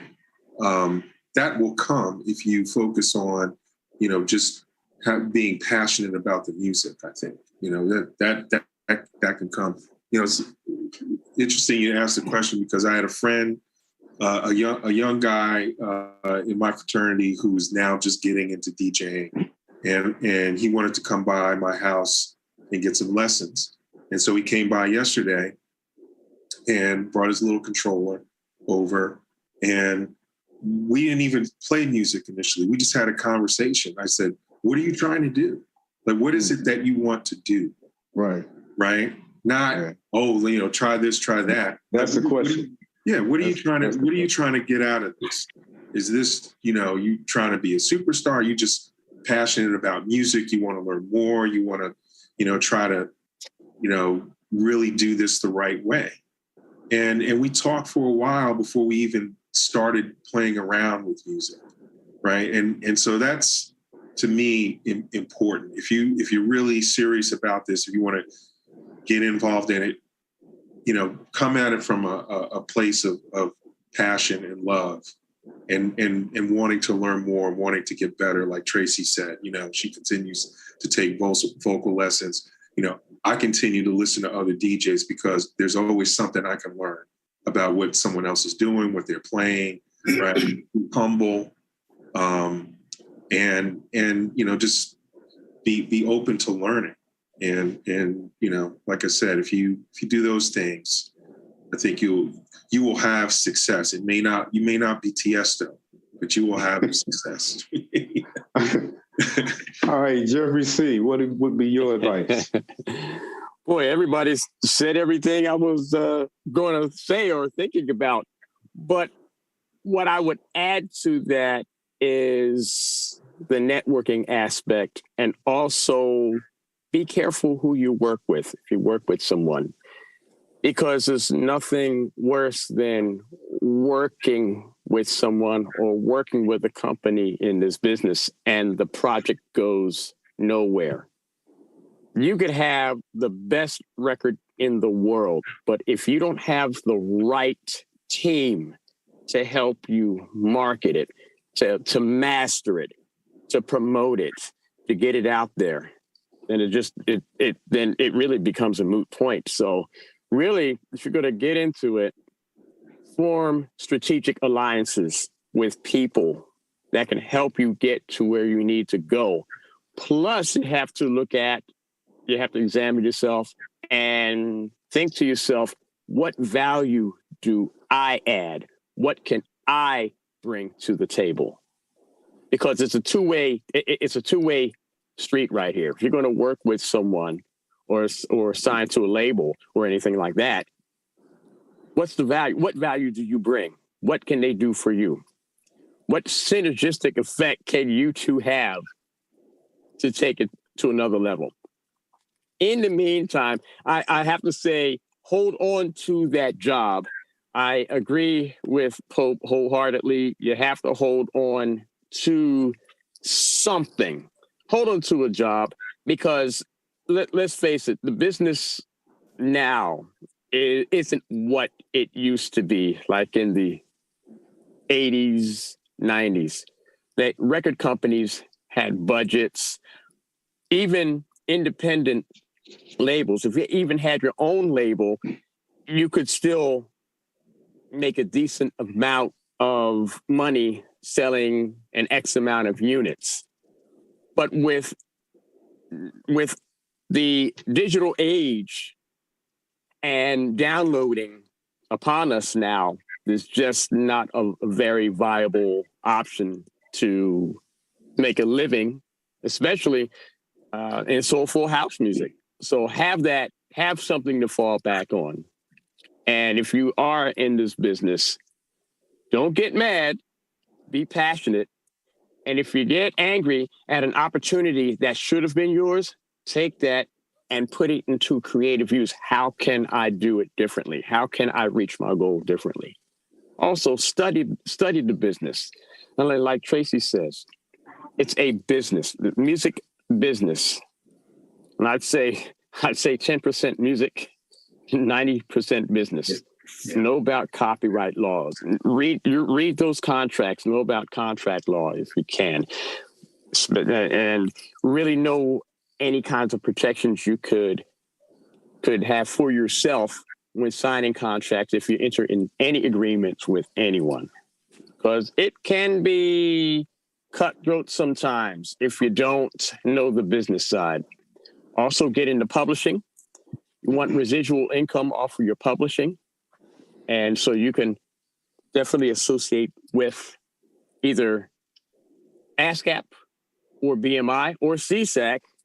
I think you need an invitation for SESAC, but definitely ASCAP and BMI so you can start collecting those royalties, and Sound Exchange. You're going to start producing. Absolutely. Right. And I just piggyback on that a bit, that last point, because that is so key. Mm-hmm. What he just said about publishing and writing. And I'll say that, Rich and I haven't produced a record together in over 20 years. I just got a check last month for $500 for some stuff I did 25 years ago. There you go. That's quarterly. Now imagine what someone like Teddy and those guys or Crystal are getting, because they have that publishing. Right? They own part of that. That is just so important. And then the other part is, if you can't hold on to your masters, at the most, lease them. Don't sell them. Doug and I, we didn't know better in their 90s necessarily. And if we had just said, okay, you can lease the master for 10 years, 15 years at least, we would have all of our masters back and could make all of the money off of sales that are still there, because we find out that people are still buying that kind of stuff. So at the max lease, but try to hold on to it if you can. Okay, is Charles Dawkins still there? Yes, sir. Charles, I'd like to hear what you have to say about this advice that you would get. I think I'm just going to just say what I said earlier. Treat it as retirement income. Keep a day job. Treat it as retirement income. Let it accumulate over time. Let it accumulate over 30 years to see what you have. If you get an opportunity where you can be supported by that solely, then fine. It will show up, and you will clearly know that that's the right move to make. Otherwise, you want to be able to collect penny by penny. The second thing is mentorship. Got to get yourself a mentor. You have, seek someone out who's been in the business, who's actually out to share the information without wanting something in return, other than to help you navigate. Because everybody that says something and says something in a very mentoring way. So if anyone who's trying to get in, they could at least listen to what everyone has said thus far to kind of understand what things to look into. And also to understand the aspects of the game in general. Well, we call it the music industry or the music business. And you have to break that up into three parts. One part is music. That's, in other words, the art of making music, which is totally subjective. It's not about making money. It's just about making music. Anyone could do it. And then there's the industry side of it. The industry part is where people get paid to do things. Engineers, musicians, hairstylists, makeup artists, whatever, get paid from the revenues that are a part of that industry. And then there's the third part, which is the sales side, right? So being able to understand those three components, the music, the industry, and the sales, that's also what I would also try to tell guys. And I'll finish with this. Study. You know, like Tracy said, she always has a teacher. I do the same thing. Usually in the summer, I will take keyboard lessons. The last time I did percussion lessons, just to keep my skill level up. I'm always looking for teachers, and to me, you incorporate those few ingredients, and you see where you can get over a period of time. Okay, that's it for me. Okay, is OG still on the line or is he gone? Yeah. Okay, so we're going to wrap this up, but before we go, I have one more question. Well, actually, I just want you guys to, and lady, to tell us some of the things that you're doing currently and something that you might have upcoming and how people can get in touch with you. So Tracy, you're on my screen right now. Let's start with you. Before I do that, Greg, I just want to take the time to thank you for creating a platform for us. Thank you for seeing us, and thank you for the opportunity to highlight all of us. So thank you so much. My website is tracyhamlin.com. That's where you can find out what I'm doing. Again, I own Sweet Jazz Festival and Concerts. We have, we're working out when the next festival is, when the next concert is going to be. So I'll start posting that within the next 3 weeks. I have upcoming engagements with Will Downing, Peabo Bryson. I'm working on my 6th album, and I'm continuing to, my singing career helped me to find my purpose, which is giving back to my community. All of my events give 2 music scholarships to students from low-income families, as well as a donation to charity. So I'm just excited to be walking in my purpose and following my passion. But tracyhamlin.com is where you can find out more information about me. All right. Jeffrey C., what about you? What are you doing now, and how can people get in touch with you? Well, I tell you, when October comes, I'm not going to be doing anything. I always have movie gigs in October, so I just shut everything down for 1 month. But I'm working on a couple of things. Still working on an album for Quantize. And I'm working on various remixes and singles for various artists and companies. And you could reach me on either Facebook or Instagram or Twitch. And all 3 of them are Jeffrey C. GEOFFREY space CEE. All right. Richard Payton, what about you? Well, the current release you mentioned earlier is Once You Get Started with Tracy on it and Ed Ramsey. And I'm going to start finally getting back in the studio, working on some new things. You can find other material that I've released out on TrackSource. Either look up my name, Richard Payton, or look up 95 North for some of our older stuff. And that's where you can find me. And Doug Smith, how about you? Doug there? Is he muted? Yeah, muted. Sorry. Okay. Of course, all my friends are going to laugh at me because of my DJ name, Smitty D, which no one knows me by, but I stand by it 100% because I'm getting tired of being called Dougie Fresh and everything else. So with that said, I have a Twitch show that I do every Friday for the 18th Street Lounge.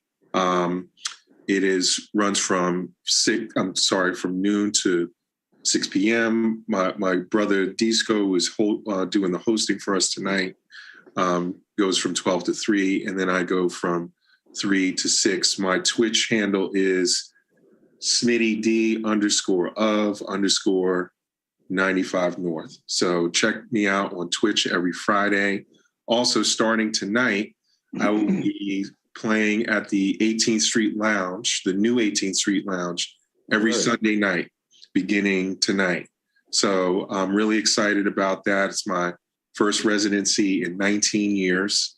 And just really looking forward to getting back to playing music again live to an audience. So if you're in the DC area, come down to the 18th Street Lounge on Sunday nights. We're open from 9 to 2, and you'll be playing the music you like. And then I'm finally, I guess, two things. We have a remix of a song that our brother Pope put out on his label many, many years ago. That's going to be coming out on an ESL compilation called Twilight in DC.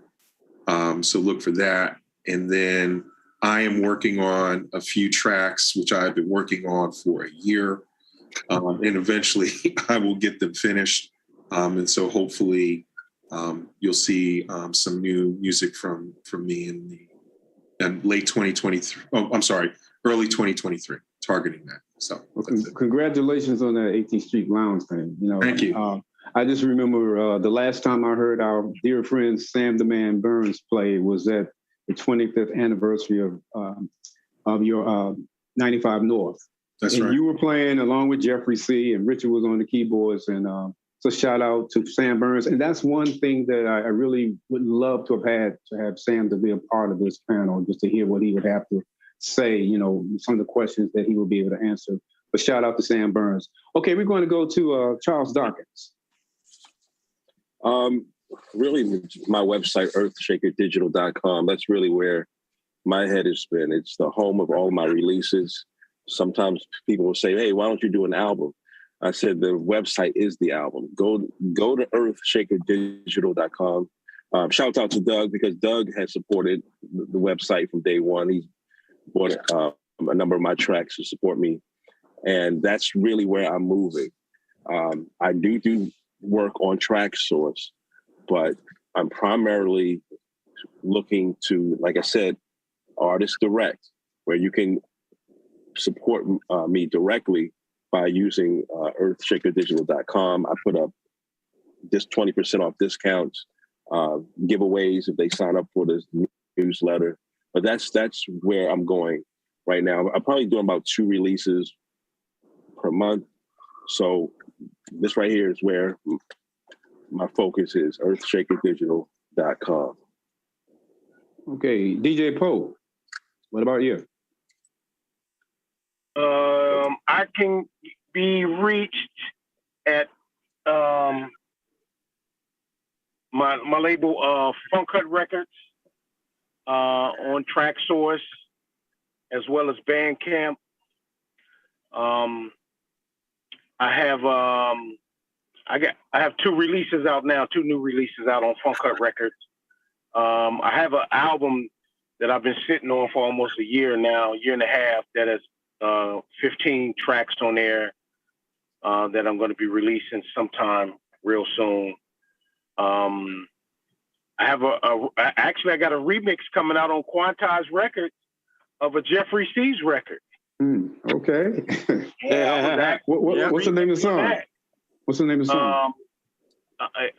It's the Pirate Brain. I think it's about time. Yeah, Mr. Pirate Brain featuring Leandra, and the track is entitled "It's Time to Think About It." Sam, think about it, right? Yeah, interesting history. It's made it pretty big, and good job on it, Pope. Thank you very much for your submission. Yeah. I also got a record that a young lady on this panel is holding for her first release on her label, Tracy Hamlin, but I'll let her talk about that. And that's about it for me. So Tracy, you want to talk about that or what?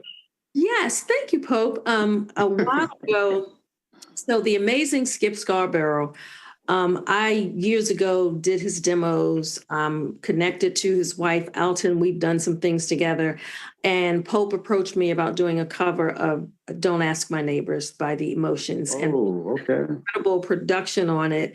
And we're just trying to find the right time. I know earlier, Richard, you talked about everybody doing these covers, but people tend to just gravitate more towards the covers than the original music. So, I mean, I totally hear your point loud and clear, but you know, some of that old music is just really, really special, and folks gravitate towards it. But I agree with that, and I know you covering it. You're going to cover it, but I don't want to see all covers. You know, some people need to, you know, but no problem doing covers like that. Yeah. So coming your way soon. Don't ask my neighbors. So I guess OG is gone. Is that correct? Right. Yeah. All right, so that's going to wrap it up for us. I just want to say I really do appreciate everybody on this panel. I have so much respect for all of you, and I just want people to know what you've done and document your history, and just thank you all for being a part, and thank you so much for your contributions to house music. So thank you all, and that's about it. Thank you. Thank you. Thank you, Greg. All right. Thank you. Appreciate you. Everybody. Okay. Take care. All right.